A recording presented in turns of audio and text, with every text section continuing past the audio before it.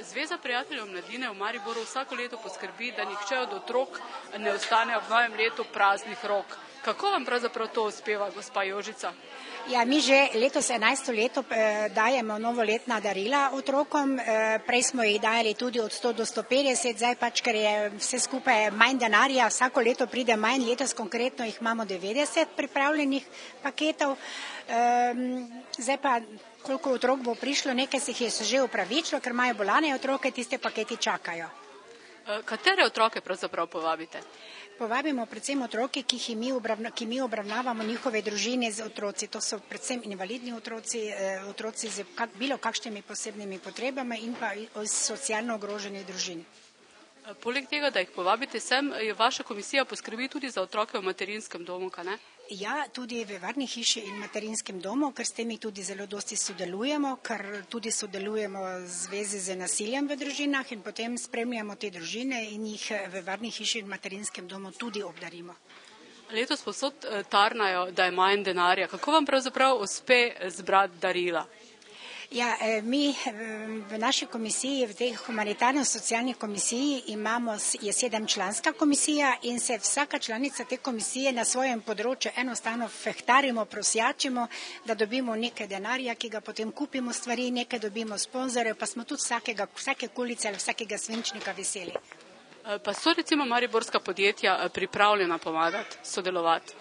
Žal moram povedati, da zelo malo, da imamo več od drugod kot iz mariborskih podjetij. Žal zelo malo mariborska. Vsi trdijo, da imajo tudi svoje družine, ko pa preverjamo, pa vemo, da tudi svojih družin ne obdarujejo. Kaj ste pravzaprav letos pripravili za otroke? Letos smo dali nekaj sladkarij, potem smo dali jim takšne krpice za tuširati, zvezek, potem smo jim dali za deklice predvsem tudi malo labele, ker se že radi malo ustnice pomažajo in v glavnem sladkarije, bombone, sadje, pa kakšne take manjše otroške igrače.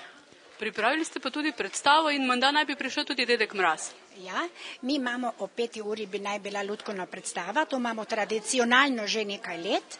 Po končani predstavi, tej lutkovni predstavi, potem otroci prikličajo Dedka Mraza, Dedek Mraz pride in potem Dedek Mraz vsakemu otroku podari svoj paket. Praznike vam želim, tudi tebi, Volk.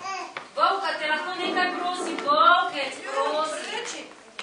Poslušaj, ti, ko se potikaš po gozdu in hodiš podaleč naokrog, si videl mogoče, ki je Dedka Mraza, veš, nestrpno ga pričakujemo tukaj v Mariboru na ZPM. Slišal sem gragulčke, to pomeni, da je zelo blizu. Prišel bo, odlično. Hvala za sporočilo, nasvidenje, dragi Volk. Kako to, da ste se odzvali vabilo Zveze prijateljev mladine?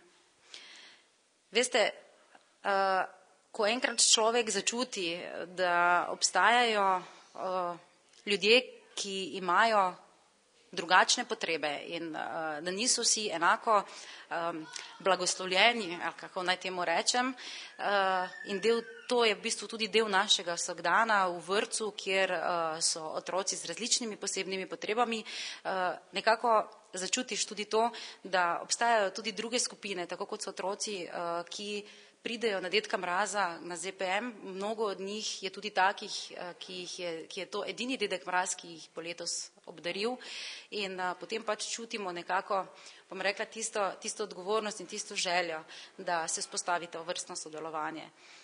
Je pa res, da za vse, ki nekako igrajo lutke, je taka zadeva, ko se iskrice pojavijo v očeh otrok, nekaj nenadomestljivega.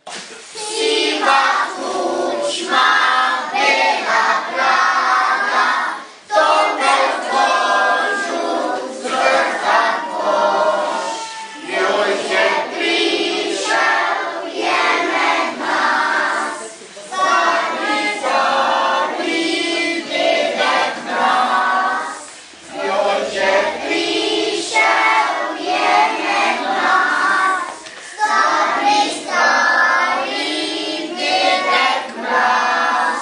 Kako vam je bilo všeč danes na Dedku Mrazu? Lepo je bilo. Kaj ti je bilo najbolj všeč?